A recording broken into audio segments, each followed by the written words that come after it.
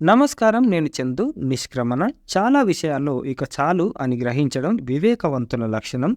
రంగు వెలిసిపోకముందే రంగస్థలాన్ని విడిచిపెట్టాలన్న ఎరుక, నటుల విషయంలో మంచి సంస్కారం, ఇంకానా అని కాకుండా అప్పుడేనా అని లోకం అనుకునే దశలోనే మైదానానికి వీడుకోలు చెప్పడం క్రీడాకారుడికి గొప్ప గౌరవం.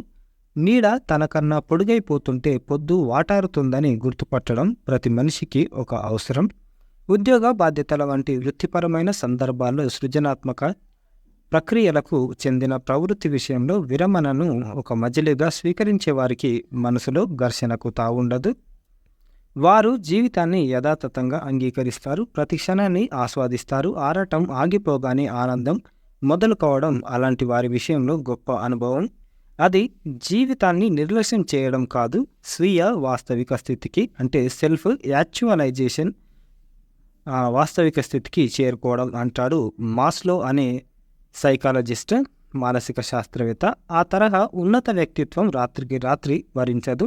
జీవన వాస్తవికతను క్రమంగా జీర్ణించుకుంటే చివరకు ఆ పరిపక్వత సిద్ధిస్తుంది. పరిణతి పరిపూర్ణత ప్రతిబింబించే అలాంటి సమగ్ర వ్యక్తిత్వాన్ని మనస్తత్వ శాస్త్రజ్ఞులు స్టాయిసిజంగా చెప్తారు. సంఘటనలు మనల్ని భయపెట్టవు, వాటి పట్ల మనం ఏర్పరచుకునే అభిప్రాయాల కారణంగా మనలో భయం పుడుతుంది అంటారు. స్టాయిసిజంను ప్రచారంలోకి తెచ్చిన ఎపిక్టిటస్ పరిణతి చెందిన వారి ప్రవర్తన వారికి ఎదురయ్యే సంఘటనలు లేదా కష్టాలకు అనుగుణంగా కాకుండా తమ ఆలోచనలకు తగ్గట్లుగా ఉంటుంది. సుఖ భోగాల పట్ల, సిరి సంపదల పట్ల సైతం స్థిరమైన వాస్తవిక దృక్పథాన్ని కలిగి ఉండడం స్టాయిసిజం.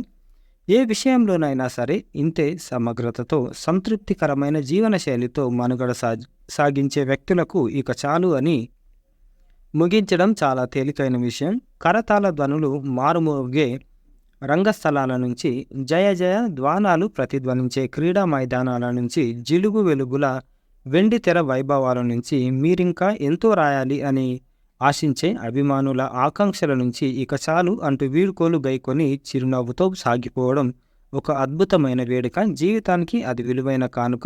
జీవన సమగ్రతకు, సార్థకతకు అదొక ప్రతీక. శ్రీకాళహస్తి శతకంలోని నిను సేవింపగా ఆపదల్ పోడమని అనే పద్యం దానికి ఆధ్యాత్మిక పరమైన అన్వయం. నా జీవితం అనుక్షణం ఆనందమయం కానీ ఆపదలు వచ్చి మీద పడని, నన్ను మహాత్ముడని లోకం కీర్తించని, మామూలు మనిషిగా భావించని, నేను జ్ఞానానందంలో తేలిపోని, సంసార మోహంలో కూరుకుపోని, మేలు జరగకపోని, అన్నీ నాకు అలంకారాలే, అవన్నీ నా జీవితంలో భాగాలే అంటాడు దూర్జటి మహాకవి. మన పెద్దలు ఆ స్థితిని స్థితప్రజ్ఞకు తార్కాణంగా పేర్కొంటారు. అలాంటి ప్రజ్ఞావంతులకు ఈ ఎరుక మరణ సమయంలో సైతం స్థిరంగా ఉంటుంది. మృత్యుంజయ మహామంత్రంలో పేర్కొన్న దోసపండు అప్పటిదాకా అంటిపెట్టుకున్న తీగ నుంచి అవలీలగా విడిపోయినట్లు వీరు సంసారం నుంచి సునాయాసంగా వీడుకోలు గైకుంటారు. అలాంటి వారి దృష్టిలో మరణం సైతం ఒక మలుపు, ఒక మజిలీ. వియోగ దుఃఖంతోనో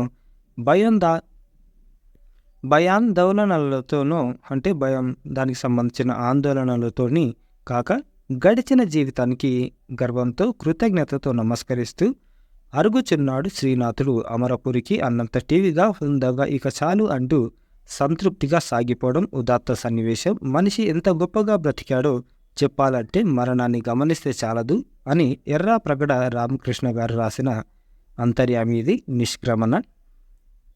ఇది ఈ రోజుకి సంబంధించిన ఆర్టికల్. లైక్ చేయండి, షేర్ చేయండి, సబ్స్క్రైబ్ చేయండి. థ్యాంక్ యూ, ధన్యవాదాలు.